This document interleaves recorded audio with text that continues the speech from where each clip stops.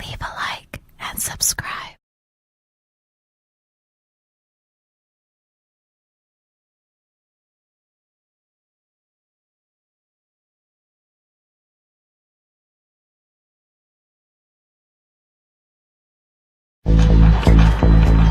In 1963, a gang of 15 men pulled off the biggest heist of the era. The Great Train Robbery netted over £2.5 million in used notes from a Royal Mail train. 18 years later, this man, Ronnie Biggs, was the only known train robber still at large. The Houdini of the criminal world, he had repeatedly escaped the clutches of British justice to become a legend in his own lifetime, the world's most famous celebrity fugitive. But there's one event in Biggs's life that has always remained a mystery. In 1981, a remarkable and audacious plot was hatched by a group of ex-soldiers to snatch Biggs and bring him home. We were going to put him in a marquee valise, which is a large canvas bag that you put marquees in, with a sign on it that said Anaconda snake, handle with care, walk him through a departure lounge, put him into a private jet that we'd chartered, take him to the north of Brazil, put him in a yacht, sail him to Barbados. It was as simple as that. In a top-secret operation, they hunted him down. It was a very sort of spy thing, but it wasn't a movie, it was real life. They befriended Biggs and won his confidence. He said, "Come back to my apartment, we'll have a beer there." I couldn't believe my luck. Then, with military precision, the soldiers prepared to execute the kidnap. This is the incredible story of the kidnapping of Ronnie Biggs, told for the first time by the men who did it.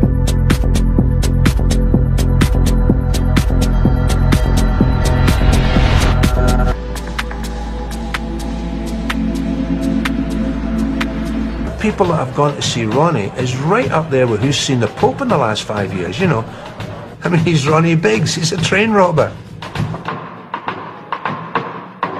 The British authorities had had their eye on Biggs for a very long time. He was the only convicted member of the Great Train Robbery gang not behind bars. And Biggs was a very high-profile embarrassment, a thorn in the side of the establishment. He had already made a number of spectacular escapes. He had jumped over the wall of Wandsworth Prison, evaded a nationwide manhunt in Australia, and slipped away from Scotland Yard when they tried to arrest him in Brazil.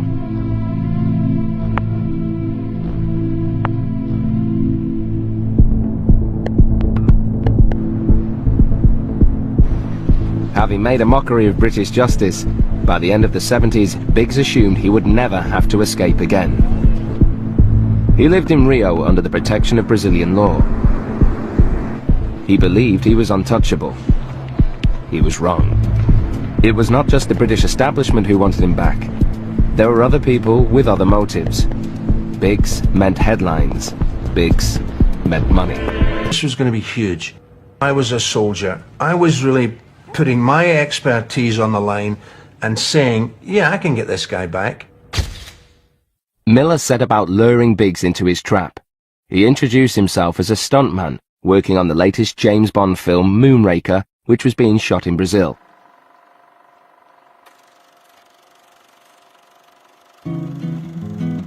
He told Ronnie that the film's director wanted him to do a walk-on part, and he was offering £5,000 for a day's work.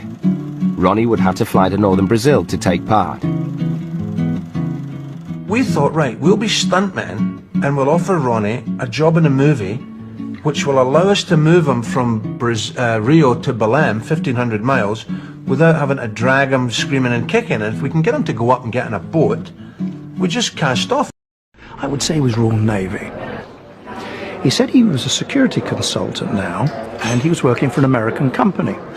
He said what his company mainly did, or the clients that he represented, was to do feasibility studies, reports on unusual projects, for instance, bringing wanted fugitives, or even war criminals, back from countries that were giving them sanctuary and taken back to the countries of origin.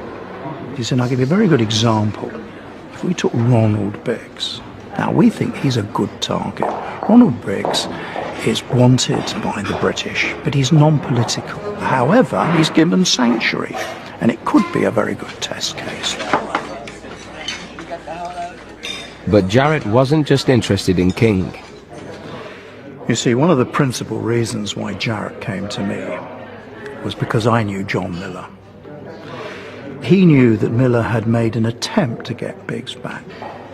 Obviously Jarrett, or whoever Jarrett worked for, had liked the idea. They could see there was more to that. Personally, because once you've failed, you look back and you think, well, what could I have done differently that would have made that a success? And to go back and do it again was like great. It's like getting to a second cup final. You've been stuffed in the first one, you go back the second time, you think, fuck it, you know, this time we're not going to make the same mistakes.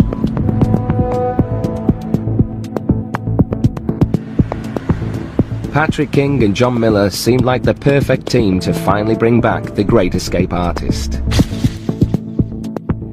On the 20th of February 1981, Ray Jarrett authorized the transfer of funds to Patrick King. The operation to kidnap Ronnie Biggs was up and running. When my father eventually found out that Ron had a criminal record, well, he was incensed, and I was told to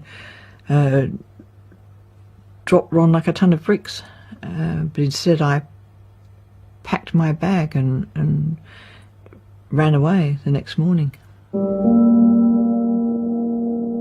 I was so in love with Ron that nothing else mattered. I felt in seventh heaven. But on the day that it happened, he said to me that we didn't have enough money, and I would have to take the petty cash from where I was. I was horrified. But he was quite harsh. You can't chicken out now, he said. So the long and the short of it is I took the petty cash. Charmian stole £200 from the precious metals company she was working for. They were caught, and Charmian was sentenced to 2 years probation, whilst Ronnie got sent down for 2 years. In that period, I sort of elicited from him a promise that when he came out, he would not do anything criminal ever again, and that we'd start a life together. He came out, and I became pregnant immediately. Ronnie and Charmian had 2 children together. With new responsibilities, Ronnie started a building business and tried going on the straight and narrow. Until August 1963.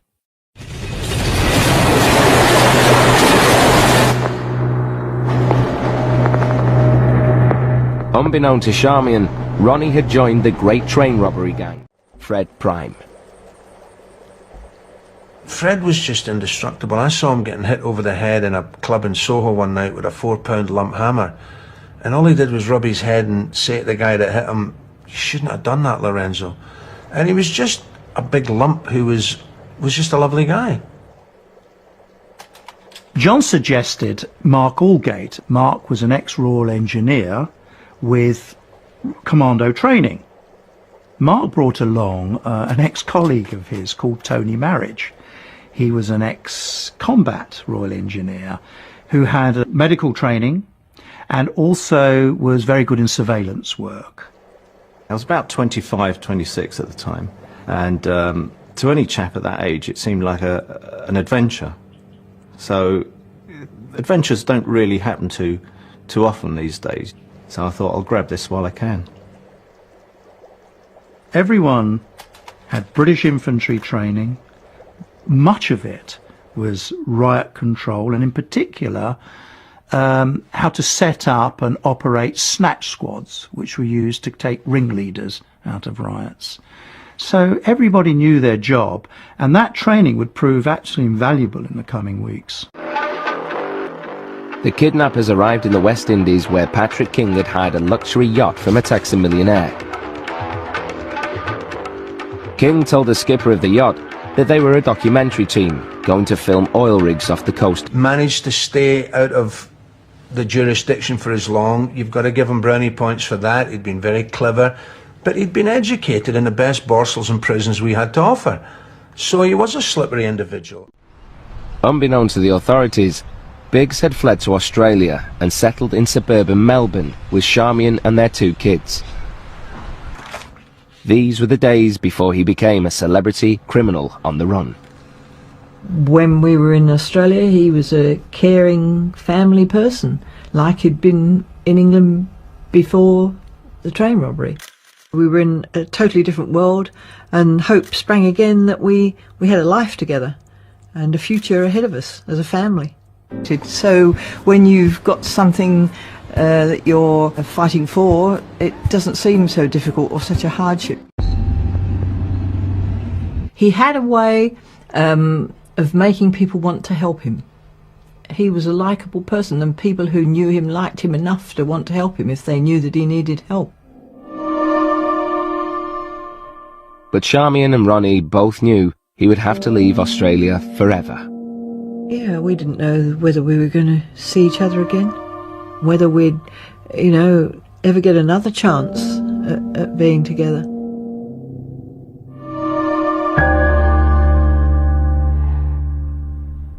Against all the odds, Biggs escaped both the Australian and British police. Under a new identity, he set sail for a new life in South America. This was Biggs's second great escape.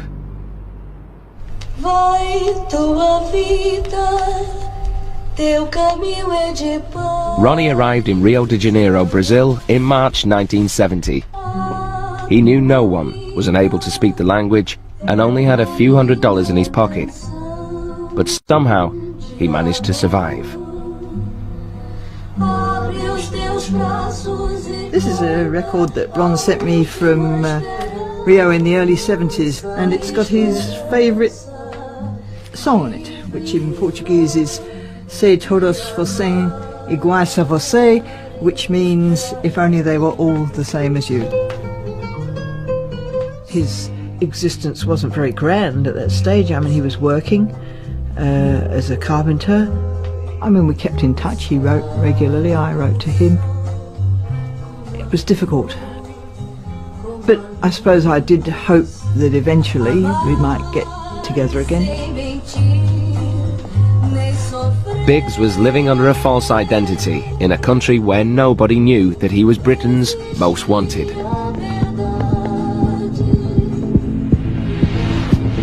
Brazil was a perfect place for a fugitive. It was also a perfect place for a kidnap. On the 6th of March 1981, Patrick King arrived in Rio.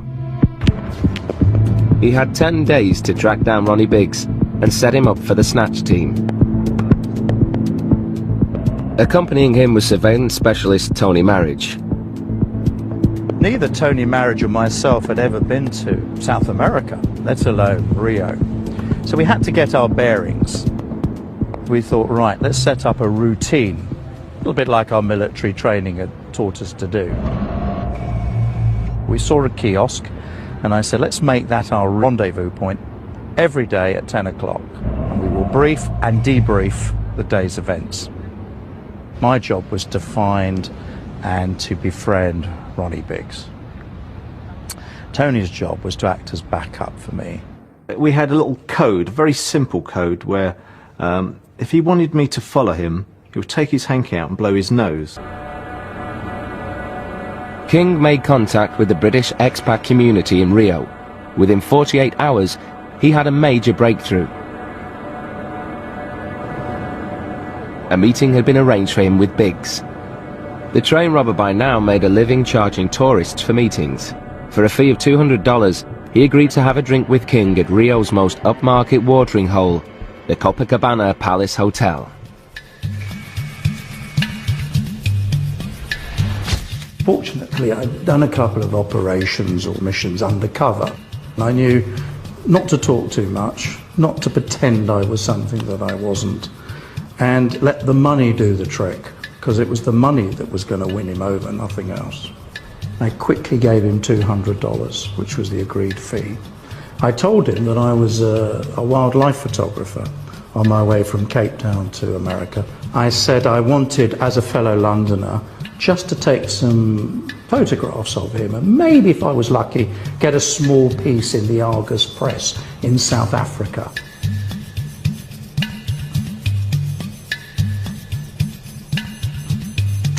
I put on a bit of a Cockney accent and we were chatting and drinking heavy, you know, really.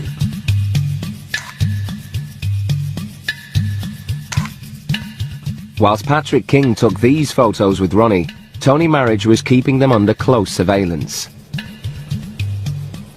I was hanging around with my camera, didn't want to sort of attract attention to myself. It did feel very cloak and daggerish. Yeah, it was very sort of spy thing, but it wasn't a movie, it was real life. Time went very quickly and I knew I had to keep with him. So I said to him, look, can we arrange lunch tomorrow? I've got a bigger budget, in fact 200, I was expecting to pay more. You know, I was thinking about 350. Why don't I give you the other $150? He immediately said yes. So that part of the plan was working.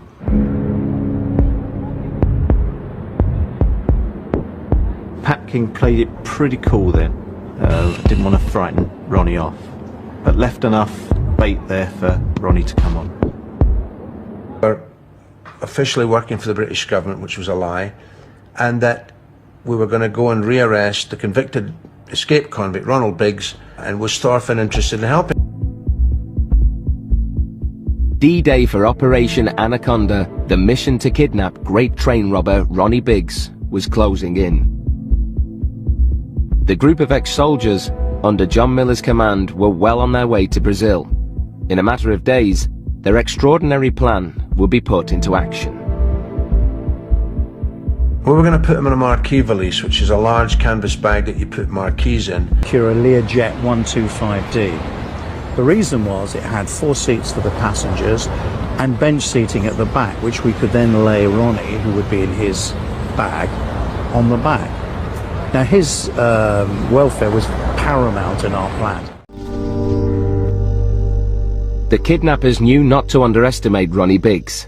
He was a master escapologist who had repeatedly slipped away when the odds were stacked against him. Leaving this country with Biggs. But Slipper could never have expected the Brazilian soap opera that unravelled.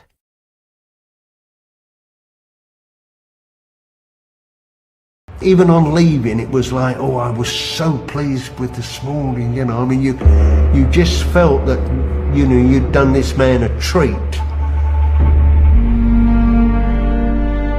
I said, well, let's go out tonight. You know, I can put all this on the expense account. He says, that's right, mate, let's go. I was feeling really unbelievably happy. We'd already cracked it. King fixed another dinner date with Ronnie a few days ahead. Little did Ronnie know, but King was planning for his team of kidnappers to be there too. The next morning, the kidnappers left the yacht in Belém and flew from northern Brazil into Rio. Finally, the Operation Anaconda team were all together again. John Miller, Patrick King, Fred Prime, Tony Marriage, and Miller's surprise extras. Mark Aldgate, who should have stayed in Belém with the yacht, and Thorfinn McKeever, the skipper. I mean, I was absolutely stunned. I said, what on earth are they doing there?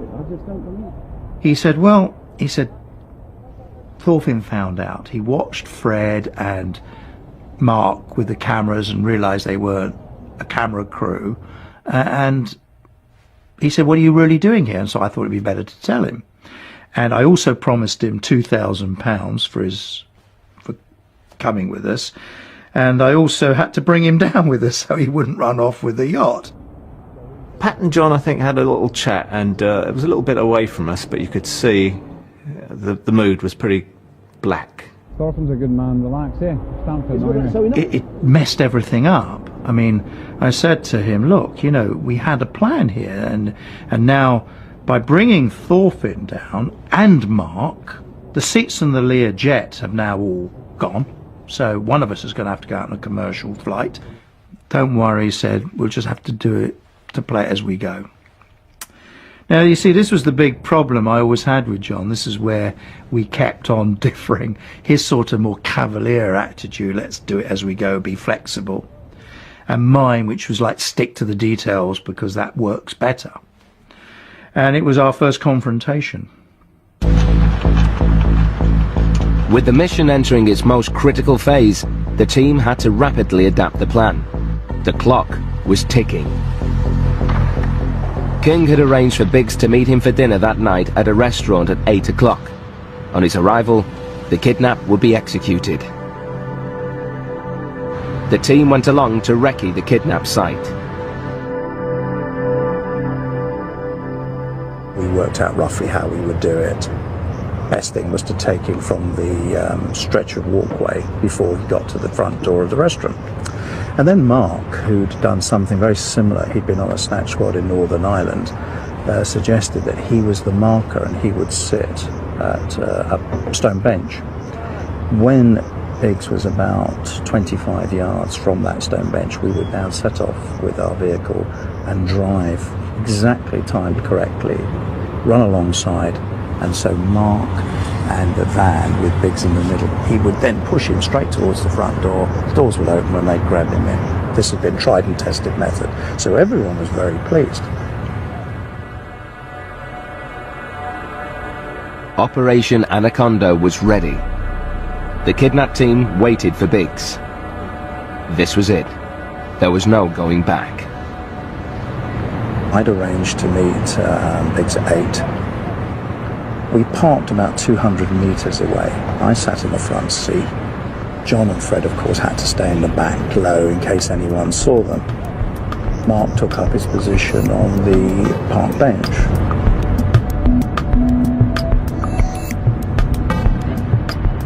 We were all charged up and waiting to go.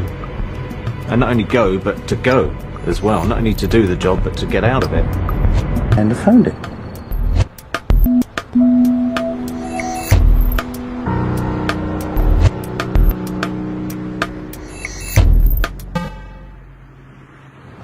Well, he was as drunk as the Lord. I mean, he says, oh, I forgot all about it. I don't remember.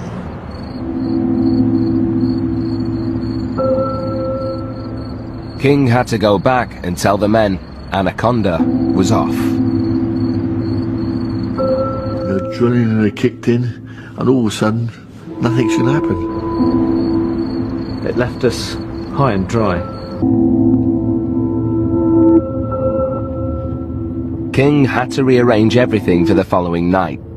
Get Biggs to meet him, reserve the jet once again, and then the most daunting task of all, call the financier of the operation, Ray Jarrett, to tell him the bad news.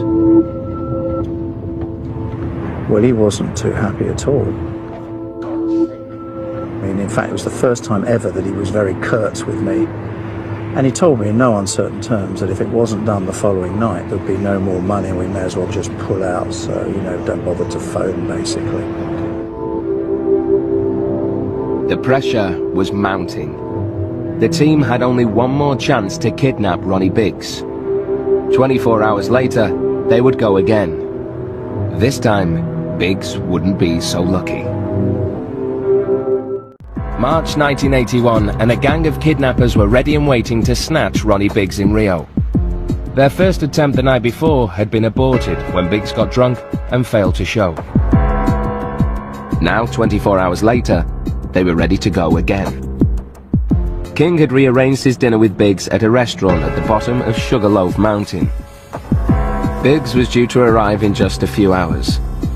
All the team had to do was wait for nightfall.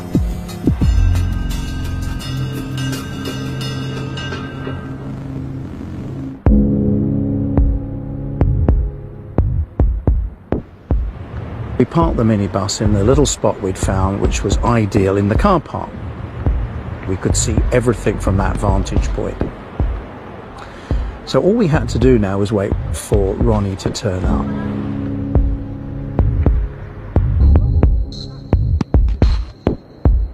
By 7:45, I said, John, look, I need to go and file the flight plan for the Learjet.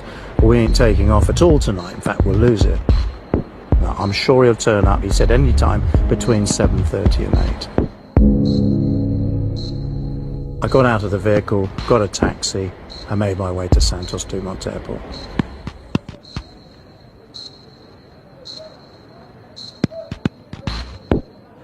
We all knew what was staring us in the face here. You know, we were all looking at doing a lot more porridge than Ronnie got. With tourists come up to the street. Patrick King was now at the airport preparing their getaway.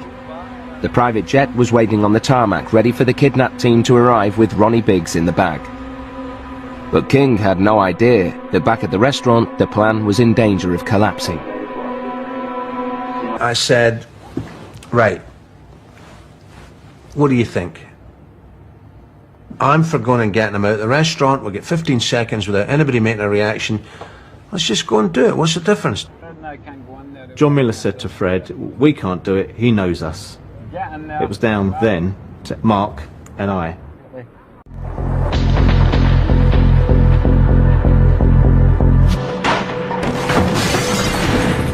On March the 16th, 1981, Ronnie Biggs was kidnapped from a restaurant in Rio de Janeiro by a team of ex-British soldiers. The kidnappers were taking him to Barbados, from where he would be extradited to Britain and returned to prison. Patrick King wanted documentary evidence that Biggs was not mistreated on the boat. He instructed the team to film their captive. This is the film they took.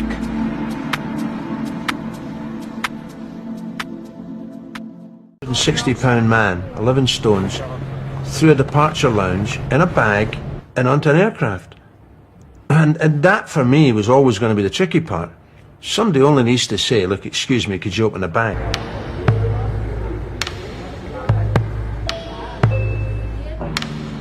I saw the mini bus pull up, and my heart was beating a bit, you know. I then saw John Miller jump out quite smartly.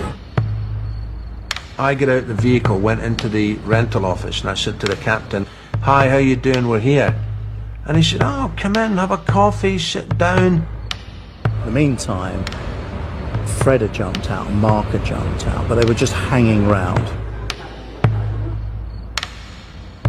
I'm sitting in this guy's office trying to be Mr. Nonchalant, you know, with a heartbeat of 195 and sweat pissing out. Tony jumped out very smartly, Thorfinn jumped out, and they opened the combi doors, and then they started to pull out the marquee. Once we were through, I could feel the coolness of the air on the runway. There's a smell of avgas, there's a smell of just aircraft. The doors shut, and that was the last time I saw them.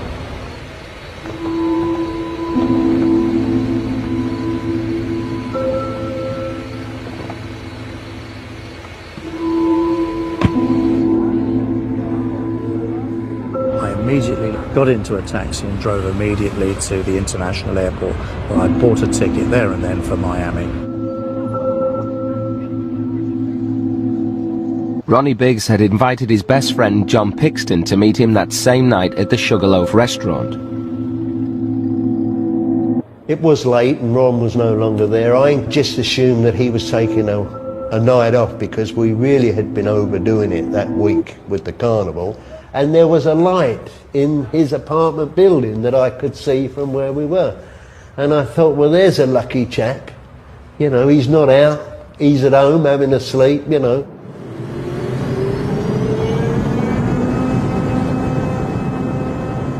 When the plane went down the runway and then took off, there was that feeling of relief.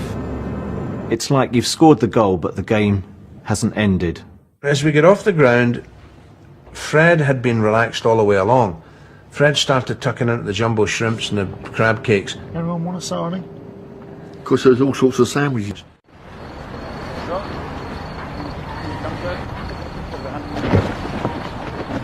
So I was in the dock with a bag, and I was desperate to get Ronnie in the boat quickly and get him out of this bag. Considering what he's just gone through, he was at quite at ease talking to Fred and John, and I got the feeling he was quite resigned to what was happening. Because Ronnie said to me, how's Michael?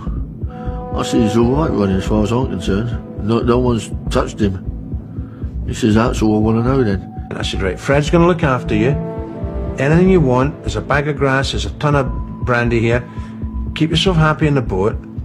And when we get to where we're going, everything will be explained to you. And he was fine. Phase 1 of Operation Anaconda had succeeded in getting Ronnie Biggs out of Rio and onto the yacht. Phase 2 of the operation was going to take him on a 1,400-mile voyage by sea to Barbados. Ronnie's journey to justice had only just begun.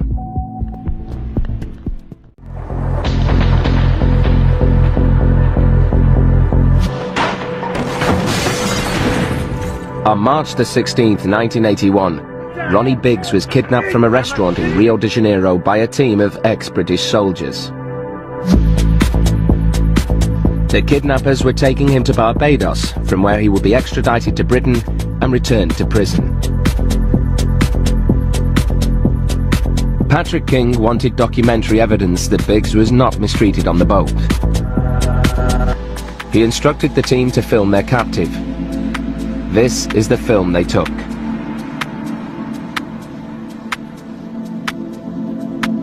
With Miller insisting he fly ahead to Barbados to join King, Fred Prime was left in charge of the boat.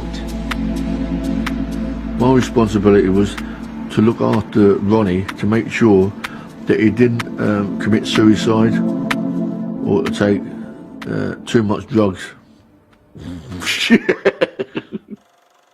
Ronnie's mood was quite jovial, actually. He was laughing and joking and being part of the team almost. He had a bottle of brandy a day and as much marijuana as could have. He always tried to get me to smoke it. I said, no thanks. I've never smoked in my life and I ain't going to smoke now. Once he's had the bottle of brandy and the smoke, he used to flake out. Yeah, it was very alarming and frightening here, not knowing what had happened to him. We had no idea who, what, or where. I thought he was probably be killed. Sure, I was,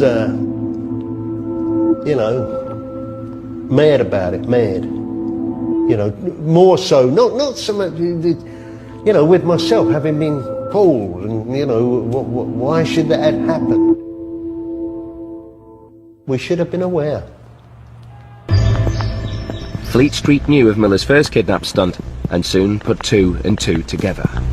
By the time we landed in Barbados, which remember was just over probably 36 hours since the kidnap, there were already press people there, already sniffing around for John Miller.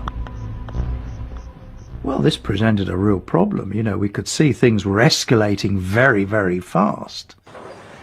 You see, now here's the swimming pool. Hasn't changed at all. Now this was an important area for all the journalists that started to gather. On the first day we were here, about 5 journalists were here. On the second day, there were about 25 journalists. And by the third day, there were 50 journalists. For Patrick King and John Miller, the 2 Britons at the centre of the allegations, there was no attempt today to keep low. I spoke to them quite openly at breakfast by the poolside, where they insisted they were on holiday. As Patrick says, we've heard reports that he's been allegedly kidnapped. I can only assume again that people in London who knew of my acquaintance with him and who know the company have assumed that we had the capability to perform an operation of that sort of type, and hence they've put 2 and 2 together. And as Pat says, we haven't really seen the story, so we can't really comment on it. A kind of bond. It's impossible, I should think, not to in some respects. But no, I didn't really feel any sense of guilt that I was bringing him back. He was a nice bloke, but... Photographs and interviews with him before they bring him ashore and hand him over to the authorities. Patrick King had a lot riding on the outcome of getting Biggs safely into Barbados.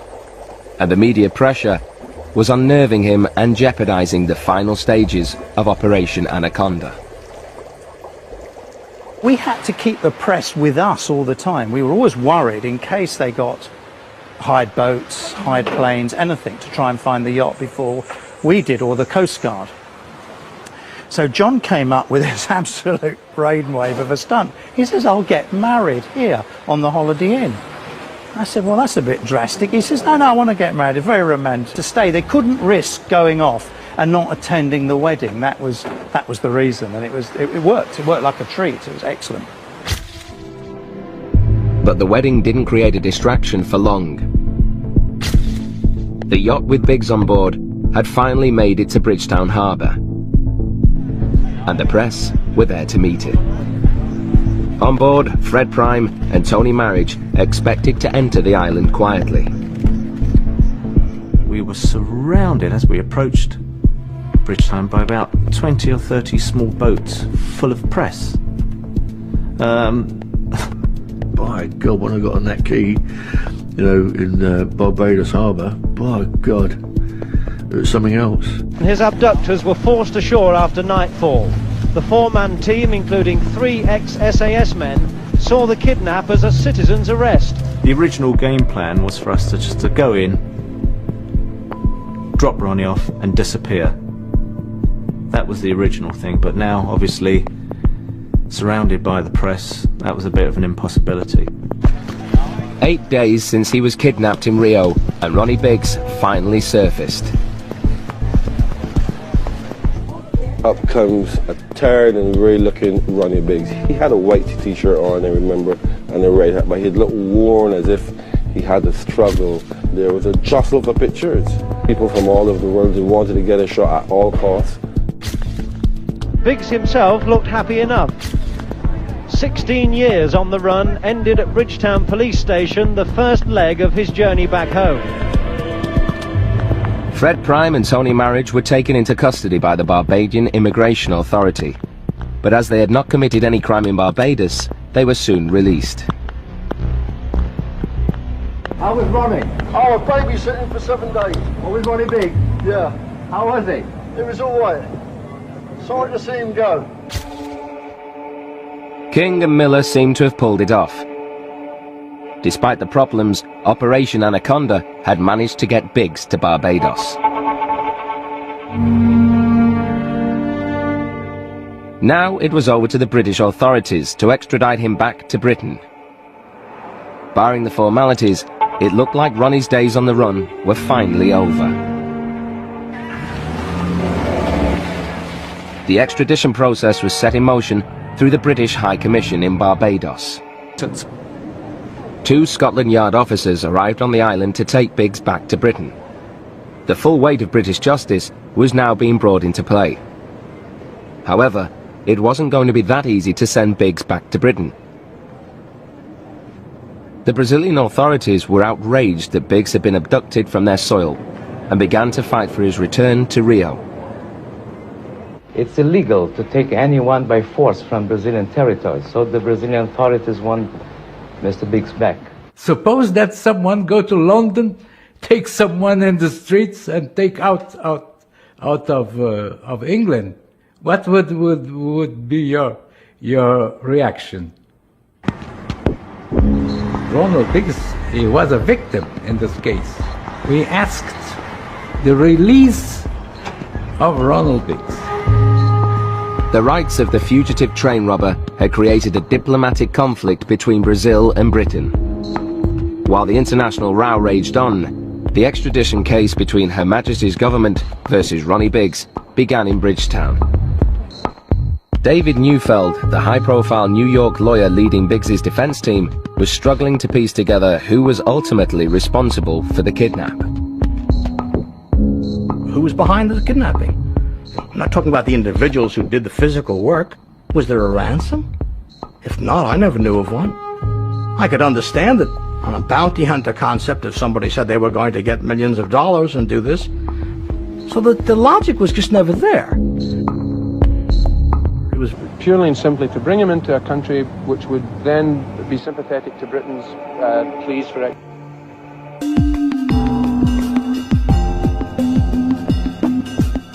If you want people to respect the law, if you don't want people in the world to think they can do what they like and get away with it, you have to put your foot down. Despite the fact he was a convicted criminal, Ronnie Mania had taken over the island. The people of Barbados have shown an interest in Ronald Biggs. His book, for instance, has sold very well here. Only this morning, the last copies of a 300-book order went from the shelves. This might give him some comfort as he contemplates the next move in his long legal battle. And then Mike would say, "We got to get him back, Uncle John, we got to get him back." Biggs's lawyers are exploring every legal nook and cranny.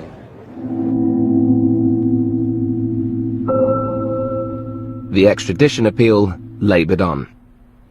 We were in court day after day, trying to get Biggs back to Brazil, so to speak. It was beginning to look as though there was no way out. Then Ezra Elaine spotted an irregularity with the extradition treaty. At the last moment, there was a glimmer of hope for Ronnie. I did not recall the statutory instrument having been laid in Parliament. So I mentioned this to my colleagues, and they said, well, you go and check on it and do the research. Now, it meant going over to Parliament and checking the records in Parliament. Now, that meant digging through many volumes of the law books. They were searching for the proverbial needle in the haystack. A telephone call from the police to say something to the effect that you better get down here quick. The appeal has been upheld and Biggs is free to go. The Houdini of the criminal world, he made a great escape when the odds were completely stacked against him. Operation Anaconda had failed in its objective to return Biggs to justice. But Patrick King had done what he was hired to do: get Biggs to Barbados. To us, it was a very successful operation, actually. We did exactly what we were intended to do. The flaw in it was John going off on his side issues. If he'd have done it to plan, then nobody would have known who we were from Adam.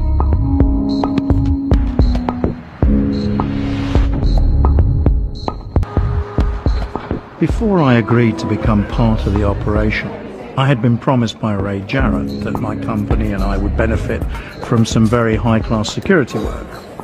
You know, as I sit back here now, 25 years on, he was true to his word. When the dust settled, some big questions still remained about the kidnapping. Why were charges never brought against the kidnappers? And why was there no official investigation into who was behind the operation? What's very troubling is that it really was a pure, raw kidnapping. It was an act of piracy, an international act of piracy, but it never was treated with that. And that's because I think the people that were behind it, who do you report the pirates to? If the pirates be the authority, then you really can't call up to report them, can you? Thank you for watching. If you enjoyed the video, please join our Facebook group. It's called Krays Crime Lords of London. We're a friendly, moderated group with over 1,000 Kray and other celebrated gangster videos available for view. There's also thousands of images in the photos sections. The link for the group is in the YouTube description section. I hope we see you there soon. Leave a like and subscribe.